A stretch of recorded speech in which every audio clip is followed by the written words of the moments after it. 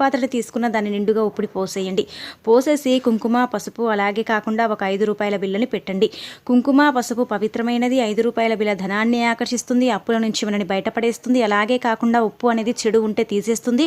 మనకు అప్పు అనేది ఉండకుండా చేయడానికి కూడా ఉప్పు చాలా ఉపయోగపడుతుందండి.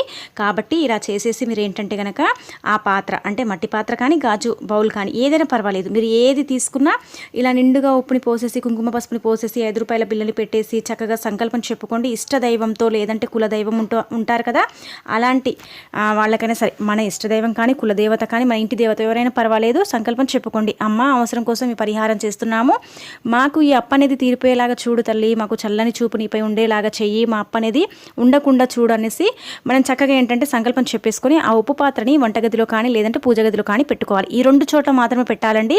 మిగతా చోట్ల పెట్టుకోకూడదా అండి అని మీకు సందేహం రావచ్చు. మిగతా చోట్లలో పెట్టుకుంటే ఫలితం అయితే రాదు.